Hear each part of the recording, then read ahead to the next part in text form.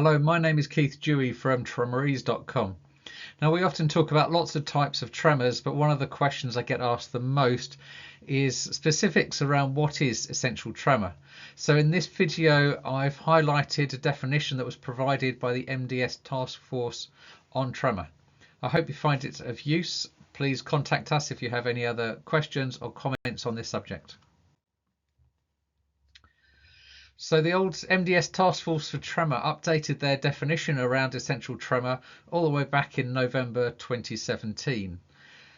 In there, what they call a consensus statement on the classification of tremors, they did acknowledge that the diagnostic criteria for essential tremor have varied substantially among clinicians, which reduced the value of the syndrome in clinical diagnosis and research, essentially meaning that there's lots of medical professionals all using slightly different criteria and slightly different standards and definitions when they're actually identifying and diagnosing essential tremor. So we have a whole range of conditions that are being studied and treated, obviously with different results coming out of it.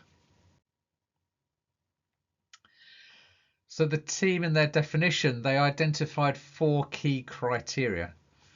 So these are really important drivers as to the definition of what essential tremor actually is and what's being promoted to the medical community. The first one is an isolated tremor syndrome of bilateral upper limb action tremor. There's lots in there.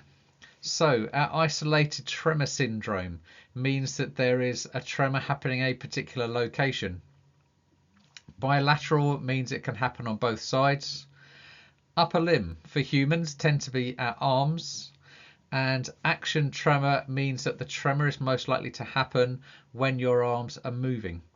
And often people, when they talk about essential tremor, they may refer to action tremor subtypes, so potentially postural tremors if you're holding your arm in the air against gravity, or if you're trying to reach a target.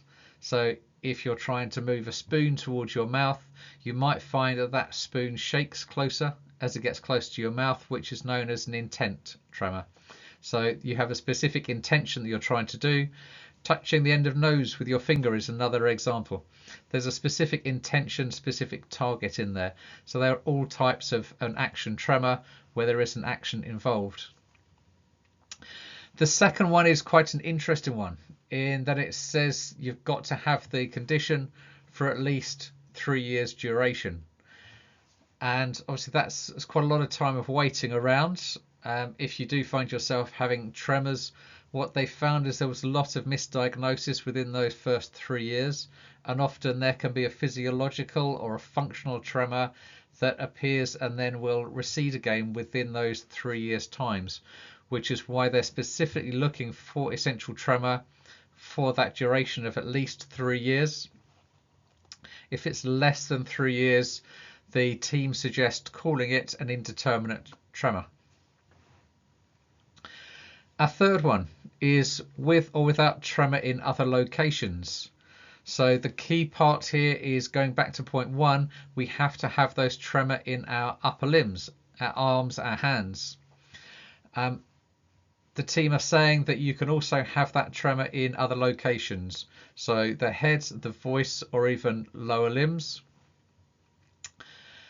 And so yeah, they can be in addition, but you still need the bilateral upper limb action tremor in addition if it is to be defined as essential tremor.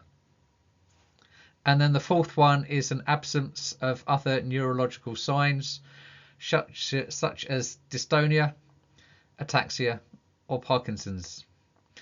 So that will be other different types of movement disorders where there can be excessive movement or there can be a lack of movement. In Parkinson's tremors, there is often what we call a rest tremor. So when the arms or hands are rested down, there will still be a tremor there, different to the action tremor. So that's the key part from their definition. I hope you find it useful, interesting, and perhaps different to what might be discussed elsewhere.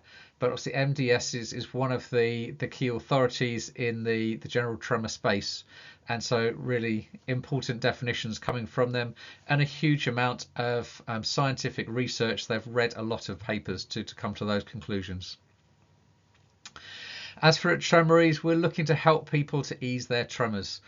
We believe there is a need for more awareness, more understanding, certainly more research, and looking at more treatments to be able to help all kinds of treatments, including essential tremor. So let us know what you think. Feel free to send us some messages, add comments to social media platforms with your experiences, your concerns, and your findings, to also help steer us in the right direction and to help us to be able to help people with tremors. And feel free to join us.